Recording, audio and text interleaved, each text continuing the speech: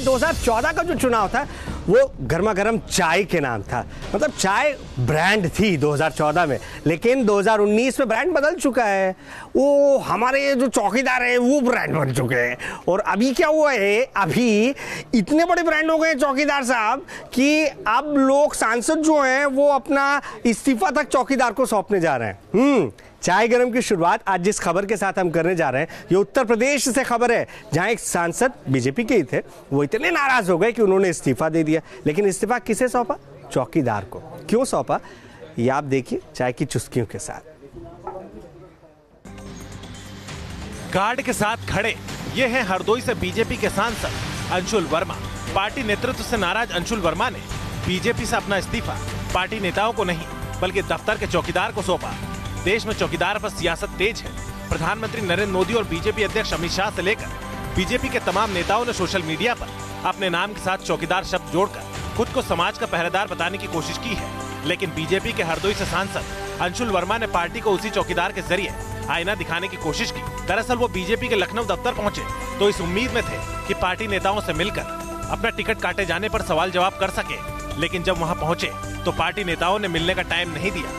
जब मैंने सवाल पूछा कि टिकट मेरा किस आधार पे काटा गया, ना तो किसी जिम्मेवार ने इस बारे में बात करना मुनासिब समझी और ना ही किसी ने मुझे मिलने का समय दिया। इससे मैं आहत हुआ। टिकट काटे जाने का डर तब और ज्यादा छलका जब उन्होंने बीजेपी के चौकीदार मुहिम पर तंज कसते हुए दफ्तर के बाहर तैनात गार्ड को अपना इस्तीफा सौंपा और उसे एक कड़क नोट थमाकर वहां से निकल पड़े। चौकीदार के स्थान पर एक रात महीने में चौकीदारी करके दिखाएं, उसके बाद अपने साथ चौकीदार लगाने का काम करें। बीजेपी से इस्तीफा देने के थोड़ी ही देर बाद अंशुल वर्मा ने समाजवादी पार्टी में शामिल होने का ऐलान किया। अब वो 2019 के महामुकाबले में साइकिल की सवारी कर बीजेपी को शिकस्त देने के मिशन में जुटेंगे। लेकिन क्या उनके बगावती तेवर बीजेपी को नुकसान पहुंचा पाएंगे? ये तो लोकसभा चुनाव के नतीजे ही बता पाएंगे। Team news nation. भाई 2019 लोकसभा चुनाव से पहले जो तमाम बॉलीवुड के सितारे हैं उन्हें अपने अपने खेमे में लेने की, अपने अपने पार्टी में लेने की कोशिश तो हर कोई कर रहा था। लेकिन भाई साहब कुछ का सपना टूट गया कि कांग्रेस में सपना चौधरी नहीं आई। अब निरहुआ चलल बीजेपी। इससे पहले वो कहीं और जा रहे थे, लेकिन अब वो बीजेपी का दामन थामते हुए नजर आ रहे हैं। निरहुआ को जानते हैं आप? अरे नहीं जानते तो आप जानिए ना, भोजपुरी सुपरस्टार हैं और चाय की चुस्की लेते हुए आज यही बात कर रहे हैं सब कोई। भैया निरहुआ के आने से बीजेपी को फायदा होगा या नहीं होगा? आपको भी लगता है होगा या नहीं होगा? पहले देखिए है कौन निरहुआ और क्या कुछ आज हुआ है, फिर बात करते हैं।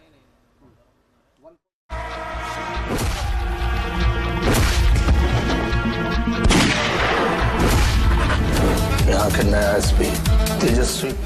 ये फिल्मी अवतार है भोजपुरी सिनेमा के जुबले स्टार कहे जाने वाले निरहुआ का। एक नंबर। आज से हमारा पागलपंथी शुरू। जिनका असली नाम दिनेश लाल यादव है। YouTube पर निरहुआ के भोजपुरी गाने सुपरहिट हैं।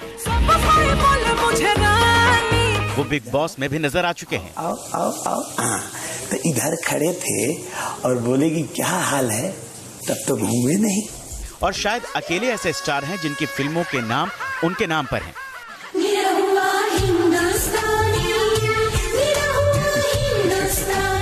लेकिन अब इन तस्वीरों पर गौर कीजिए, ये निरहुआ का सियासी रूप है। बुधवार को निरहुआ ने यूपी के मुख्यमंत्री योगी आदित्यनाथ से मुलाकात की और बीजेपी का दामन थाम लिया। अब कयास लगाए जा रहे हैं कि निरहुआ को बीजेपी आजमगढ़ से चुनाव लड़वा सकती है। बस बीजेपी ज्वाइन कर रहे हैं, भारतीय जनता पार्टी ज्वाइन कर रहे हैं। आगे जो भी पार्टी का आदेश होगा उस हिसाब से चलेंगे, करेंगे। कहीं से चुनाव भी लड़ने की वो अब डिपेंड करता है पार्टी के ऊपर, पार्टी क्या डिसाइड करती है, पार्टी क्या चाहती है। हम जो है वो भारतीय जनता पार्टी के साथ हैं।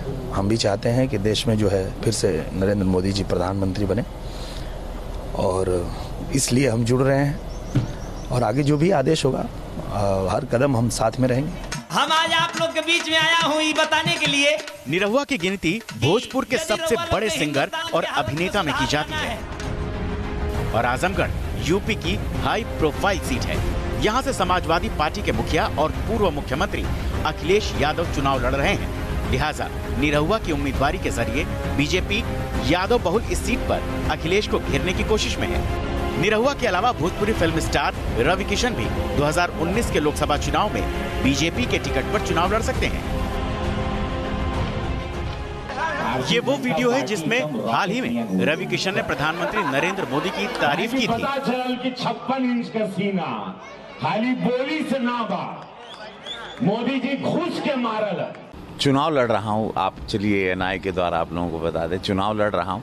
कहाँ से ये पार्टी डिसाइड करेगी? जो आदेश आएगा भारतीय जनता पार्टी का, जो आला कमान का आदेश आएगा, जहाँ से कहेंगे वहाँ से लड़ जाऊँगा। बिकॉज माहौल इतना बढ़िया है कि पातालों में जाके लड़ जाए तो बीजेपी सीट निकाल लेगी। अब वही बहुत बढ़िया 2014 से बढ़िया माहौल चला था, तो अगर पाताल के अंदर भी जाके हमको लड़ना पड़े तो बीजेपी वहाँ भी सीट जीत जाएगी। तो आई एम रेडी, ये मैं आपसे रिवील कर रहा हूँ। यस, रवि किशन का कहना है कि वो इस बार चुनाव लड़ना चाहते हैं। हालांकि वो किस सीट से चुनाव लड़ेंगे इस बात का फैसला पार्टी करेगी।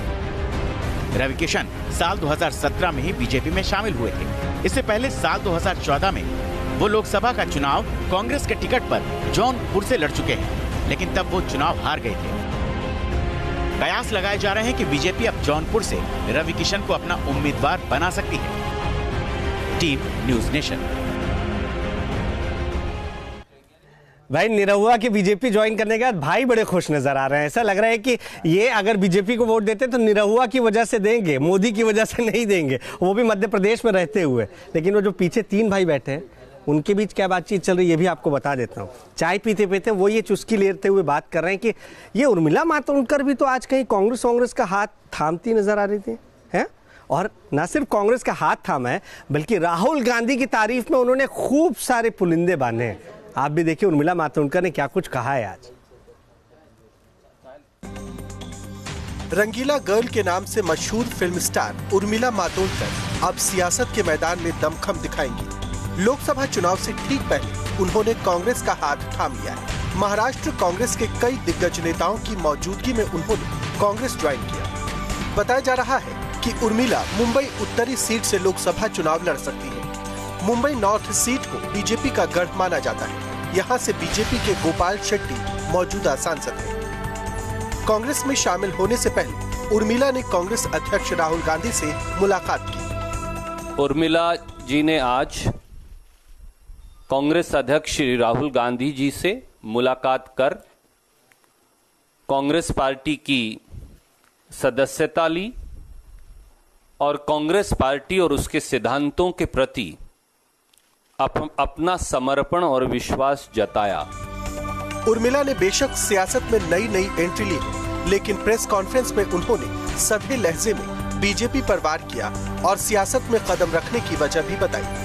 आज एक ऐसा वक्त आ चुका है कि इन सारे चीजों पे कहीं ना कहीं सवालिया निशान पैदा हो चुके हैं। कहीं ना कहीं बैठे बैठे लगता है कि ये क्या हो रहा है। और मुझे लगता है भारतवर्ष के बहुत सारे कई सारे नागरिकों के मन में ये सवाल है और कई सारे सवाल है। और उन सवालों को आवाज देने के लिए मैं इस फील्ड में उतरी हूँ। मुंबई की 6 लोकसभा सीटों पर 29 अप्रैल को वोटिंग होनी है। अगर मुंबई नॉर्थ से उर्मिला मातोंडकर को कांग्रेस का टिकट मिला तो ये सीट हाई प्रोफाइल सीटों में शामिल हो जाएगी, जिसके नतीजे पर पूरे देश की निगाहें होंगी। वैसे देखा जाए तो मुंबई नॉर्थ सीट से बॉलीवुड का पुराना नाता है। इस सीट से गोविंदा भी कांग्रेस के टिकट पर सांसद रह चुके हैं। Team news nation. और इस वक्त अमेठी में चाय की चुस्कियों के साथ लोग प्रियंका गांधी वाड्रा को सुन रहे हैं। आपको भी लिए चलते हैं Amethi. Will you go? Will you go to Ramlala? I haven't checked what my schedule is. I'll probably go wherever my brother. But Priyanka जी कह रहे हैं आपको मंदिरों की योगी आदित्यनाथ कह रहे हैं आपको मंदिरों की याद सिर्फ चुनाव में आती है, उसके बाद मंदिर कभी आप चक्कर नहीं। उनको क्या मालूम कि मैं क्या करती हूँ? स्मृति ईरानी उनको क्या मालूम कि मैं मंदिर जाती हूँ नहीं जाती हूँ चुनाव के समय या नहीं? उनको मेरे बारे में क्या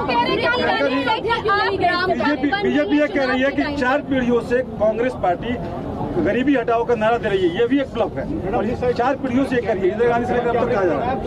तो प्रश्न क्या है? प्रश्न की क्या वाकई ऐसा है?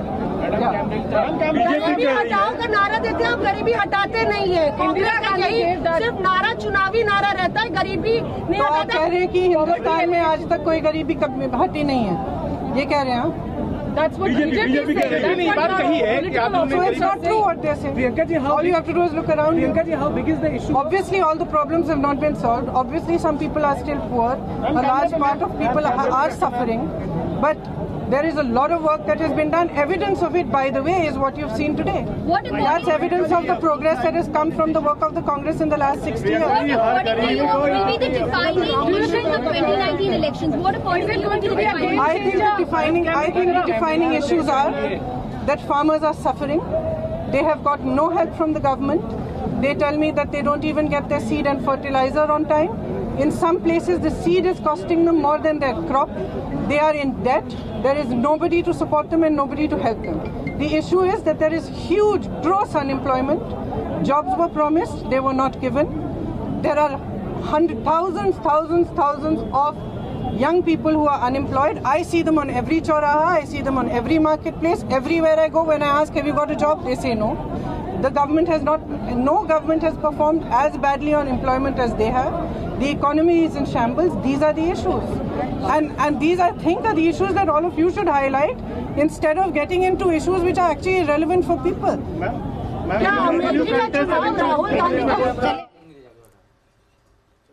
तो जैसे अपने खाली कप को हमने वापस से भर दिया है, ठीक इसी तरीके से प्रियंका गांधी वाड्रा कोशिश करें कि कांग्रेस के अंदर दोबारा से एनर्जी भरी जाए।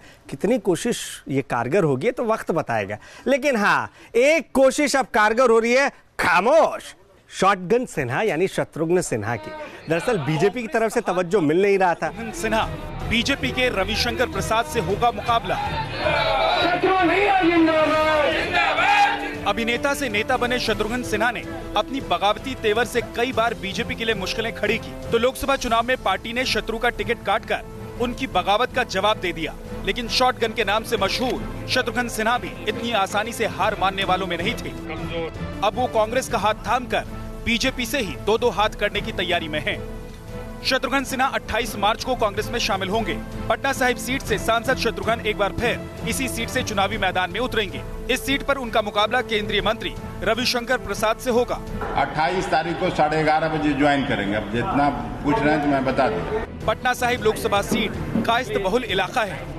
यहाँ 2 कायस्थ उम्मीदवारों के उतरने से मुकाबला बेहद रोचक हो गया है। हालांकि बीजेपी नमो मैजिक से उम्मीद लगाए बैठी है। लोकसभा का चुनाव है, राष्ट्रीय मुद्दे होंगे।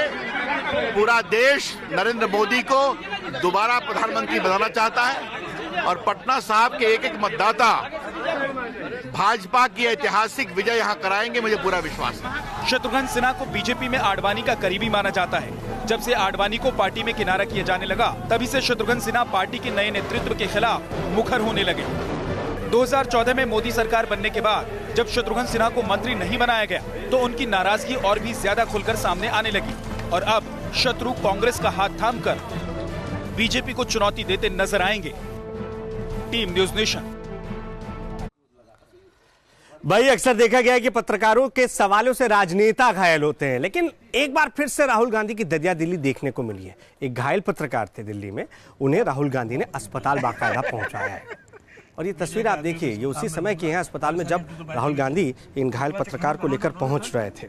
दरअसल दिल्ली की हुमायूं रोड पर पत्रकार राजेंद्र व्यास का एक्सीडेंट हो गया था और इसी दरमियान राहुल गांधी अपनी गाड़ी से वहां से गुजर रहे थे। राहुल ने न सिर्फ घायल पत्रकार को एम्स में भर्ती कराया, बल्कि उनके सिर से जो खून बह रहा था उसे अपने रुमाल से साफ भी किया। ये तस्वीरें अपने आप में बताती हैं कि इंसानियत से बढ़कर कुछ भी नहीं है।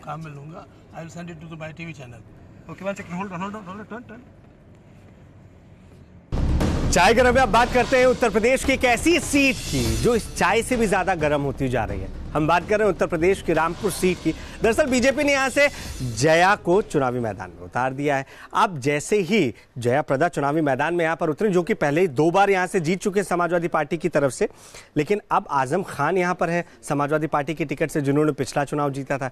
तो मुकाबला काफी दिलचस्प हो रहा है और अब बयानबाजी भी शुरू हो चुकी है। लेकिन आजम खान क्या सोचते हैं, ये जानने की कोशिश की हमारे सहयोगी ने। आप भी चाय की चुस्कियों के साथ ये देखिए कि आजम खान बड़े इत्मीनान से क्या कह रहे हैं। देश में चुनाव का माहौल है। इस माहौल पर बात करने के लिए हमारे साथ हैं पूर्व मंत्री आजम खान साहब। सर, इलेक्शन बहुत इस वक्त रोचक होता जा रहा है। क्या लग रहा है कि जिस तरह का माहौल बना हुआ है, क्या देख रहे हैं इसको, ये सूरत हाल अभी फिलहाल? लोगों में काफ़ी समझ आ गई है और लोगों को अंदाज़ा हो गया है कि 20 लाख रुपया हर व्यक्ति को 100 दिन के अंदर 2 करोड़ नौकरियां, 10 करोड़ नौकरियां 5 साल की। तो आपने गठबंधन किया है, लेकिन लग रहा है कि जिनसे आपकी लड़ाई है सिर्फ गठबंधन से हरा पाएंगे, क्योंकि वो बहुत मजबूत लोग हैं। गठबंधन उससे ज़्यादा मजबूत है। जिस तरह से उन्होंने एक मिसाइल का बधाई दी है परीक्षण के बाद, क्या लग रहा है कि आचार संहिता का उल्लंघन जैसा नहीं मामला इसमें कुछ? अब ये तो चीज़ें, क्योंकि 1 सदी से ये काम हो रहा है और एक कंटिन्यूस प्रोसेस होता है, साइंटिफिक वर्क है, इसमें किसी का कोई योगदान नहीं होता। वो लोग नहीं जानते प्रधानमंत्री कौन है, राष्ट्रपति कौन है, उन्हें अपनी लेबोरेटरी के अलावा किसी का नाम पता नहीं मालूम। जिस तरह से प्रधानमंत्री ने आज इसरो की कामयाबी पर देश को बधाई दी है, उस पर भी वो फिलहाल चुनाव आचार संहिता का मामला बताकर सवाल उठा रहे हैं। वीडियो जर्नलिस्ट फुल हसन के साथ अनिल यादव, न्यूज नेशन, लखनऊ।